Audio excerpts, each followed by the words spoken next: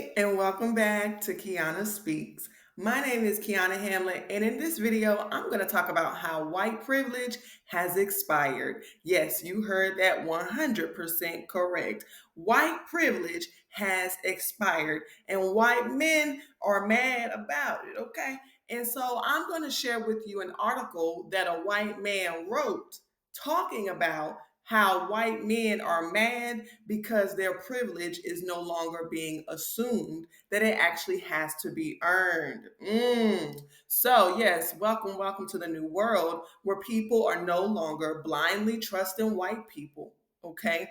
And white people are having a hard time with it. On top of them having a negative birth rate, they got to deal with the fact that, people are not just giving them praises just because their skin color is white. Now, before we talk about this new reality that white folks are having a hard time accepting, particularly white men, because the white women are trying to get out of it by getting with black men. They get in with black men and they think that's going to escape, you know, um, their loss of white privilege. So they're trying to get on their black privilege by getting on their black, you know what. But hey, our black men are waking up slowly but surely, and they're seeing the trick. Okay. But what I want to say though, as far as white privilege, let's talk about what is white privilege. You know what I'm saying? What is it? How did it start? Well, let's be honest about what white privilege is. It is a brainwashing effect, okay, that has been forced and manipulated upon people in so many ways. So, colonization was one way they used Christianity to weaponize the faith that comes from Hebrew scriptures, okay? They took these Hebrew scriptures, they translated them to Greek and then to English, changed the name of the Son of God from Yahusha to Jesus. They took that and put it in the King James Version Bible, which is manipulated with a lot of lies and some hidden truths up in there. That's why I always said, if you're going to read that Bible, read and wait for revelation. Do not take it surface level because it is crap. I prefer to use the Sefer Bible myself because it honors the sacred Hebrew names, okay? But there are many other texts that honor the sacred Hebrew names. And if you're not calling on the Hebrew name Yahuwah or Yahusha, you are serving a false God. Okay, Jesus is a false God. And I'm here to tell you the truth. Okay. But anyway, they took the Hebrew scriptures, translated it into something that will help push their agenda, created a whole religion rooted in lies, which is Christianity, modern day Christianity. And they took and weaponized that and used that to make people submit to white supremacy. And in this video, I'm going to share with you a video of a lady, a white woman, who admits everything that I just said. So she admits that they lied about Jesus. She admits that they lied about Jesus being white. Jesus, his name was Yahusha, but Yahusha was black. All the people in the Bible were black. They were African people. Okay? All of them were black. There are many paintings, many ancient paintings in other countries that corroborate the truth that those people were black. But how is it that in America they pushing a white man with silky hair named Jesus when his name was Yahusha and his skin was black as mine? Okay, so she admits that they lied about that. And she admits that a lot of the black pastors, okay, get this, she admits that the black pastors would be beaten if they preach anything other than obey your master, the white man, turn a blind eye for what the white man is doing, and just sit on your hands and everything gonna be all right. Okay, so white privilege was forced through Christianity and then through the television era. Okay, because you got to think the television era, we're coming out of that now. This is coming to an end. It's coming to an end because now people don't have to watch the same few channels to get entertainment anymore. People can a lot of people have unsubscribed from cable, but in the television era was when they were able to brainwash the masses. So that's why they would always take priority in making the white woman the love interest in the movies. The white woman was always the love interest. The white woman was always so kind and so sweet and so this and so that and da, da, da. And then what were the images that they put out about black people? It was always something negative. That was intentional. So the white privilege that they got to enjoy during a span, during a long period of time, was by force and manipulation. Let's be honest. But even then, even before the TV era, for real, black people wasn't worried about white folks. They wasn't when slavery ended and white folks and black folks had built their own communities and built their own Black Wall Street and stuff. They wasn't worried about integrating. Black folks had created things that worked for them. And guess who came and burnt it down? White people. White people. They dropped bombs on the Black Wall Street. They burnt it down because white folks couldn't mind their business. They couldn't sit well knowing that black people were okay living without them. And then that's when the whole idea of integrating came. We didn't want to integrate with them. They wanted to integrate with us because they needed us financially. Let's talk about it. Integration was something that white people orchestrated because they needed us. They needed us. But the vast majority of black people, they was not tripping about no integration. And when you look at how white privilege took its shape, you see how they needed integration in order for white privilege to work anyway. Because they needed us, right? But they couldn't tell us that. So they had to figure out a way to make us feel apart, but not too close. They had to figure out a way to make us want to join them. And it worked on a lot of people, but let's be real. Black folks can build civilizations on our own. Africans have done it for thousands and thousands and thousands of years, even before white folks were even met. Even before evolution even created them. I don't even know how they were created, but whatever.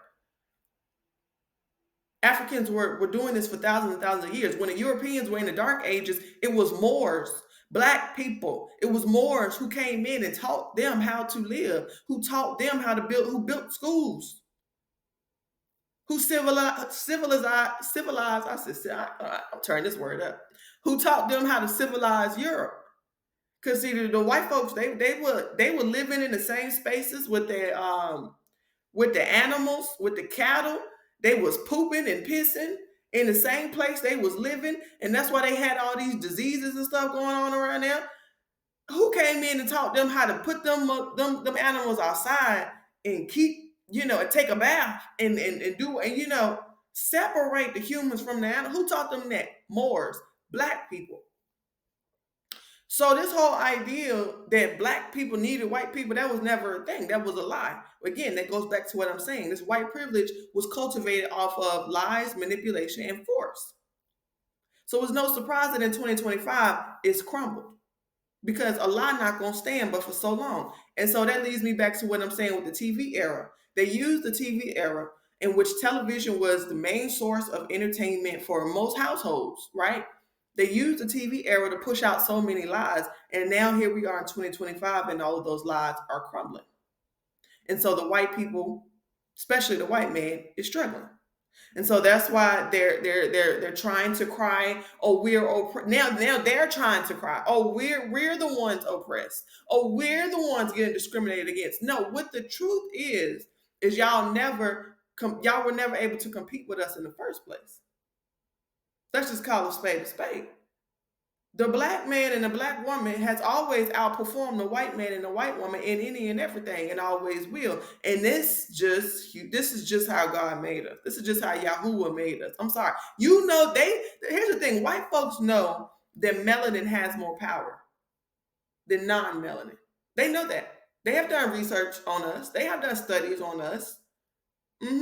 They know the power of melanin. See, a lot of black people don't know the power of melanin, and that's why somebody with my skin complexion or darker, many black Americans have been brainwashed to look at themselves as ugly or less of value because they've been listening to the white folks. But see, that's just reverse psychology. See, because if you know that the melanin is power, then that means that you know that the ones who have darker skin complexion have a whole lot of melanin. That means they have a whole lot of power. So if you want to make them feel less than, then you need to brainwash them to make them feel like their dark skin is a disadvantage when the whole time it really is an advantage. Okay, you can Google the article. It's an article about one of these white colleges talking about how melanin has the power to produce electricity.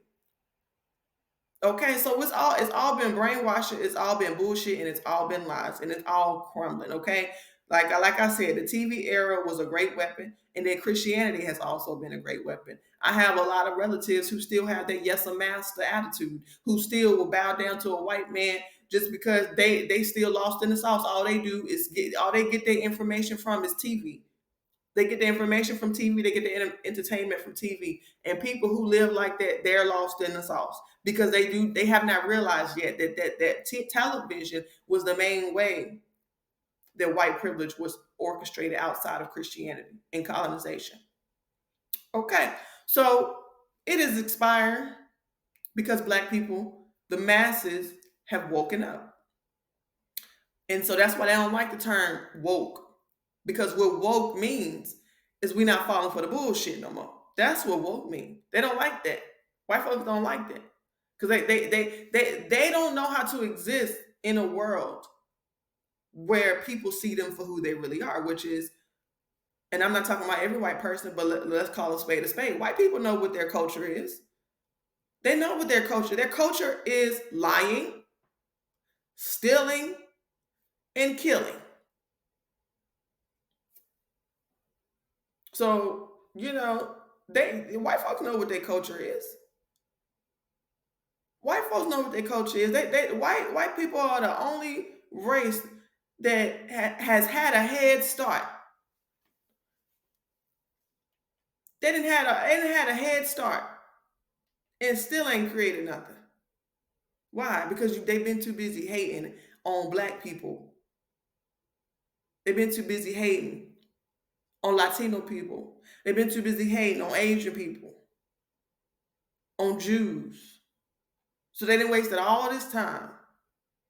And now they're scrambling to hold on to their prized possessions, which is their money and property and stocks and bonds, because that's the only thing they have placed value in over all these years. They've only placed value in money. And the thing about money is just a tool.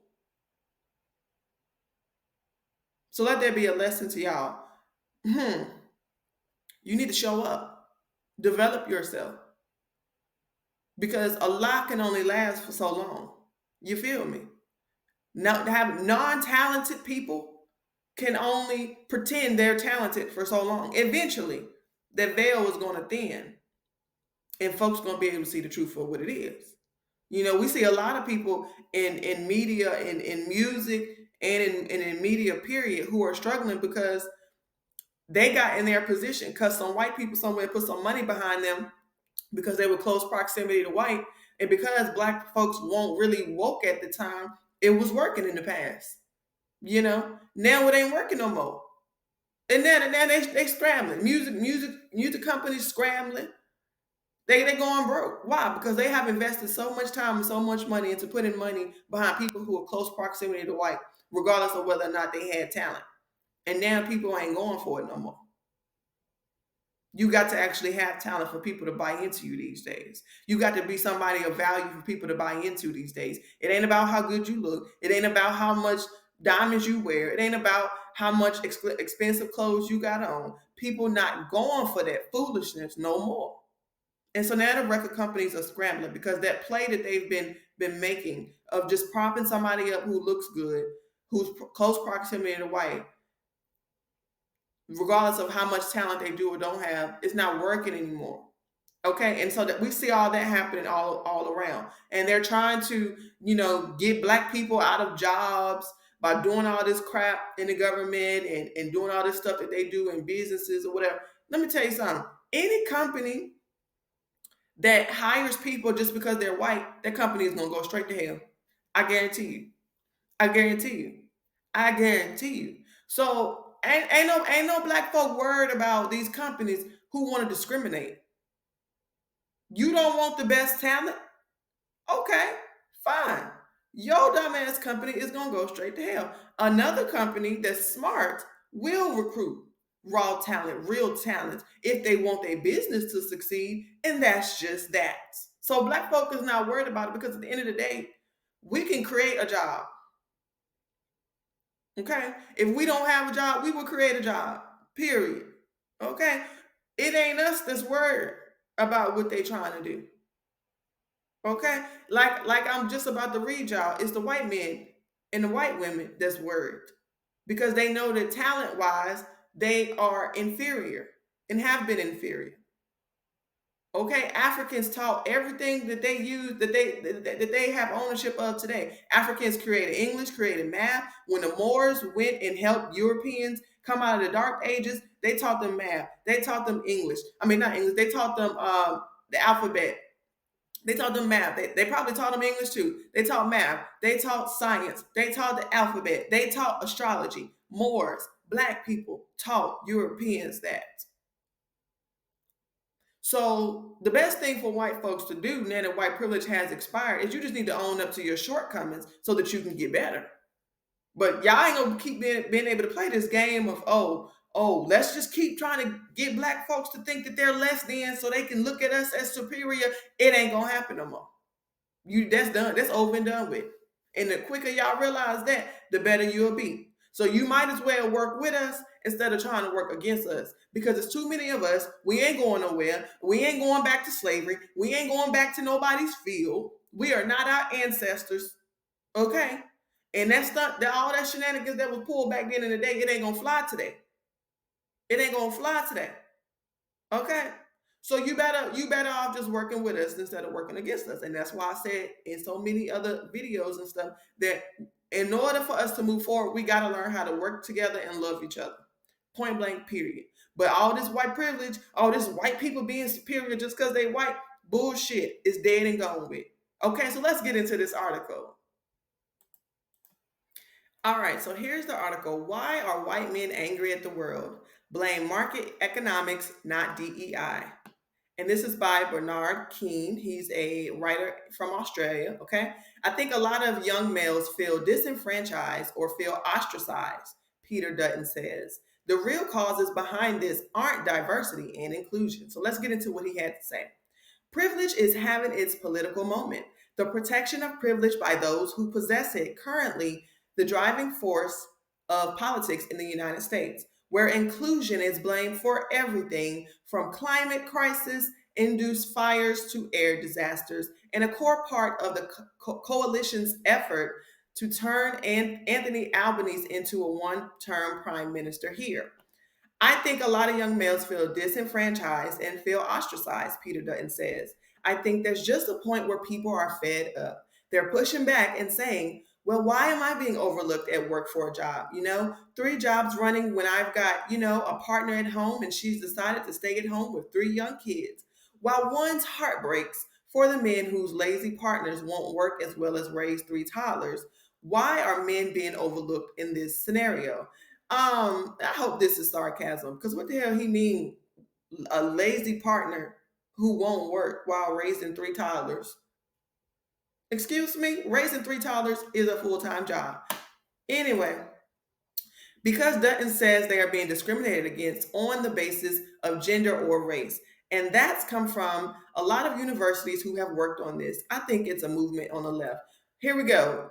Look at their source of where white folks being discriminated from. A lot of universities. Child, them universities be lying for their ass. They've been lying for their ass. And bullshit. It ain't got nothing to do with discrimination. The veil has thinned. We see the bullshit. And you're not up to par. Get up to par. Okay? That's it. That's all. But the war on diversity and inclusion is only the latest front in a long war of resentment and anger on the part of white males toward their perceived loss of privilege.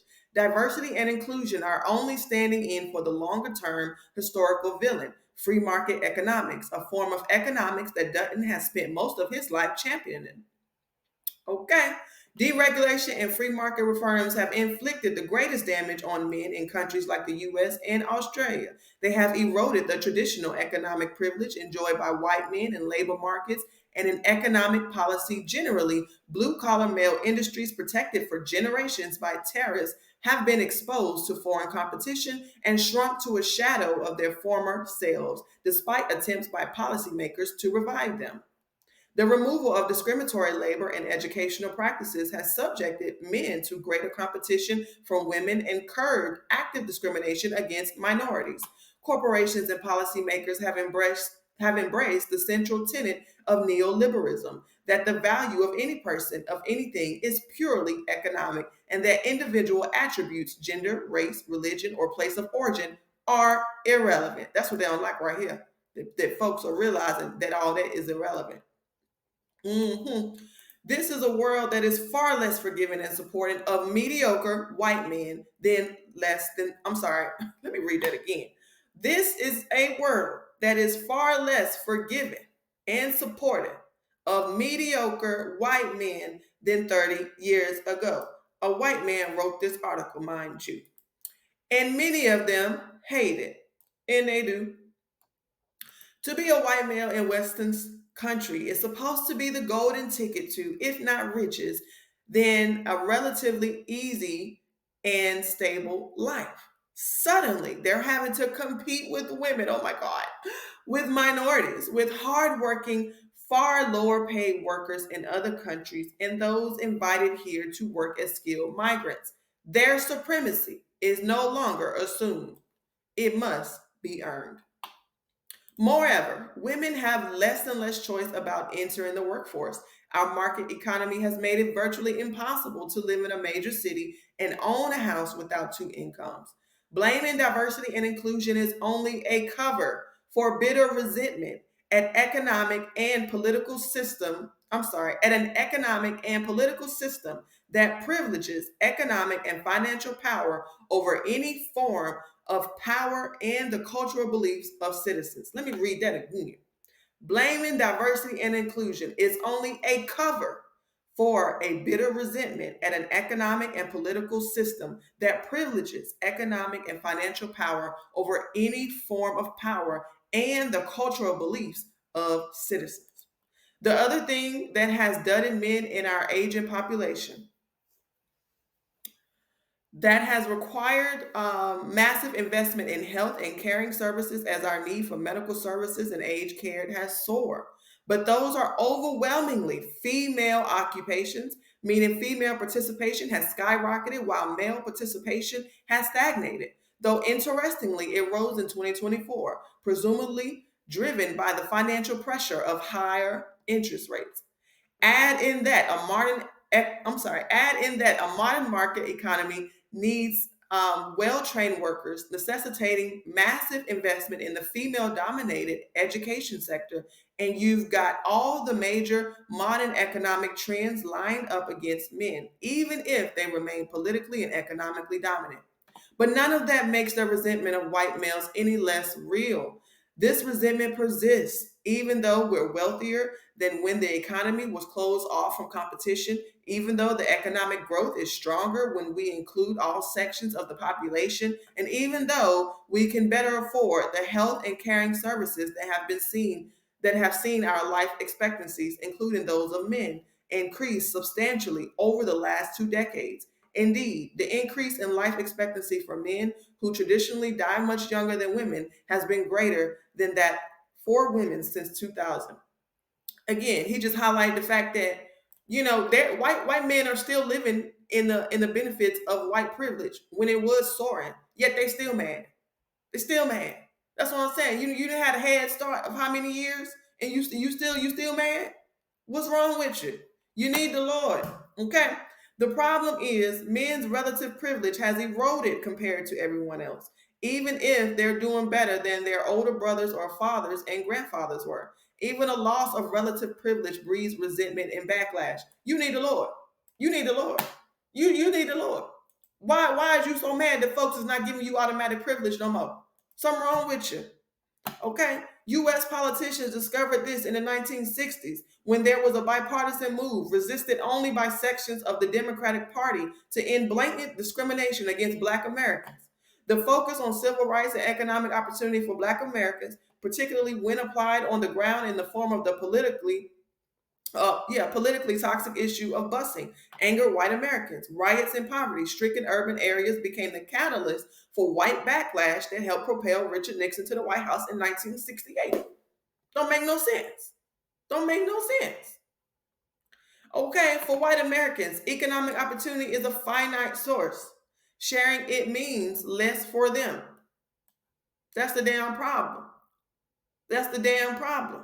That's the damn problem right there. They don't know. White folks don't want to share because they have a lack mindset. That's why white people can still can hold majority of the wealth and still be mad. Because that's the thing. When you have a lack mindset, when you have a poverty mindset, somebody you can have hundreds of millions of dollars and still have a really weak mindset. Sharing means less for them. That's sad. Okay. Whatever the broader economic benefits nationally and globally. It's the same zero sum game thinking that drove hostility towards an indigenous voice to parliament here. The opportunity to influence policymaking is a finite resource. Giving more to indigenous people via a formal structure must automatically take something away from white Australians, even if no one could ever explain exactly what. I'm glad that he realized this because that's been a damn problem for a long ass time. They don't white folks. The problem is white folks think that sharing with other people means that they will have less. And the only reason they would think that is because they must know how truly inferior they are as far as talents and skills and thinking. No, nobody else. You don't see Asians, you don't see Indians, you don't even see blacks trying to be like, oh, we gotta take from them. So because if they have something, that means we ain't gonna have nothing. No, because we know what we can do. Okay, the lesson for politicians is mess with the privilege for white people and particularly white men at your peril, even if it makes perfect economic sense. Privilege is not relinquished easily and not without anger and bitterness. And we're flooded with that right now. This article was written by a white man by the name of Bernard King. Okay, so let that sink in. Okay, let that sink in. Let that sink in. Like I said, the solution to this, like I said before, white men, white women, you need to just own up to the fact, okay, that a lot of other people are more advanced than you in certain skill sets and certain abilities. That's okay. You better off learning from us than trying to stop us because it ain't going to work. Okay? It ain't going to work. Okay? It ain't going to work. That's why they've been trying to take out black leaders for so long. And it don't matter how many of them they take them out, how many of them they take out, it's a whole bunch that's going to keep popping up. They're going to keep popping up. So you just better off trying to work with us. Not trying to brainwash us to believe that you're supreme. Okay? Not trying to force your supremacy on us. You just better off learning to love your neighbors. Because that's what we are. We're neighbors. Learn to love your neighbors and learn to work with us. And that's it. Because what black folks, we be trying to mind our business. That's all we want to do is mind our business. Take care of our kids. You know, listen to some music, eat some good food, watch a good movie. We just be minding our business. And so y'all just need to learn how to do the same thing. Learn how to take care of your business, take care of your family, mind your business, and everything will be smooth. All right, you guys, that's all I have for you today. I know I promised to play a video for you, but the video is up on my YouTube. Go watch this video, okay? The title it's a short, okay? It's only like 2 minutes. And the title is Christianity is a Scam. And on this video, this white woman tells you how white people lied about Jesus and how they weaponized Christianity and these black pastors to push white supremacy. This white woman exposed it all in this video, okay? Now, I gotta go because I don't like to make these episodes of Keonna Speaks more than 30 minutes. So my time has been up. But yes, I have that video posted on my YouTube and on my Instagram and on my Facebook and on my X, my Twitter, okay? So I love you. That's all for this video. I'll see you back next time.